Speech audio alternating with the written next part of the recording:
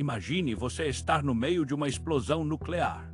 O céu rasga em chamas, o chão treme, o ar se transforma em fogo. Você vê pessoas virando poeira diante dos seus olhos. Você sobrevive. Ferido, queimado, traumatizado, mas vivo. Aí você volta para casa, tentando entender o que acabou de acontecer. Só que 3 dias depois, outra bomba cai do céu, bem onde você está. E você sobrevive de novo. Isso não é ficção. Isso aconteceu com um homem real. O único reconhecido oficialmente por ter sobrevivido às 2 bombas atômicas da Segunda Guerra Mundial. Essa história é uma das mais bizarras, inacreditáveis e ao mesmo tempo humanas que você vai ouvir hoje. O ano era 1945. O mundo já estava cansado da guerra. A Segunda Guerra Mundial se arrastava por 6 anos. Milhões de mortos, cidades inteiras destruídas, e o Japão, mesmo vendo o mundo em ruínas, ainda resistia. Ainda lutava. Foi aí que os Estados Unidos tomaram uma decisão que mudaria a história da humanidade. Para sempre eles criaram a arma mais destrutiva já inventada até então. A bomba atômica. O nome da operação era direto, Projeto Manhattan. E o resultado foi ainda mais direto: morte, destruição e a estreia de uma nova era. A era nuclear. Mas no meio de tudo isso, existia um homem comum. Um japonês, engenheiro naval, pai de família, que só queria viver em paz. O nome dele, Tsutomu Yamaguchi. Yamaguchi trabalhava para a Mitsubishi Heavy Industries, uma grande empresa de engenharia no Japão. No dia 1º de agosto de 1945, ele foi enviado a trabalho para a cidade de Hiroshima, junto com 2 colegas, para supervisionar a construção de navios. Seria uma viagem de negócios comum, mas se transformaria em uma das histórias mais inacreditáveis do século. Na manhã de 6 de agosto, Yamaguchi acordou cedo. Era seu último dia em Hiroshima. Ele tinha planos de voltar para casa em Nagasaki no mesmo dia. Estava no porto arrumando os papéis da viagem, quando viu algo no céu. Era um avião. Pequeno, solitário. Diferente dos bombardeios comuns, o avião deixou cair algo. Um paraquedas.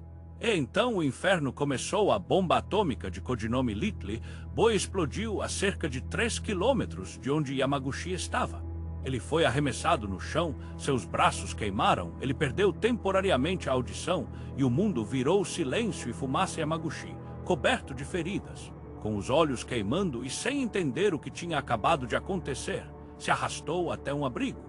Ele passou horas vagando entre os destroços, tentando encontrar ajuda. Viu corpos carbonizados, prédios virando pó, pessoas gritando por socorro. Ele sobreviveu. Milagrosamente, no dia seguinte, ainda ferido, ele foi até a estação de trem e, entre dores e delírios, conseguiu embarcar de volta para casa. Nagasaki, ao chegar lá, contou à sua esposa e ao governo local o que tinha acontecido em Hiroshima. Contou sobre o clarão, o som que não era som, o calor que queimava até os ossos. Contou que era uma nova arma capaz de destruir cidades inteiras. Mas ninguém acreditou. Disseram que ele estava em choque, exagerando. Afinal, era difícil imaginar algo tão poderoso assim. Ele mesmo ainda duvidava do que tinha vivido. Parecia um pesadelo. 3 dias depois, em 9 de agosto, Yamaguchi foi até o escritório da Mitsubishi, mesmo com o corpo enfaixado e febre. Ele estava determinado a explicar aos seus superiores o que tinha visto.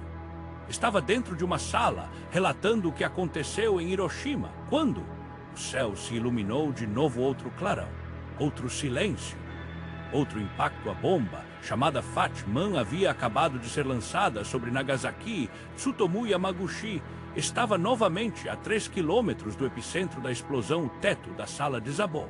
Os vidros explodiram. As janelas viraram estilhaços, cortando o ar. Mas, mais uma vez, ele sobreviveu. Ele correu para casa, temendo que sua esposa e seu filho estivessem mortos. Mas o destino, mais uma vez, foi surreal. Sua esposa também havia sobrevivido, porque estava em um abrigo subterrâneo no momento da explosão. E o filho deles, um bebê de poucos meses, estava nos braços dela. Intacto, Tsutomu Yamaguchi passou meses em recuperação. As queimaduras eram profundas, as dores constantes. Mas ele estava vivo. Só anos depois, o governo japonês começou a reconhecer oficialmente os Hibakusha.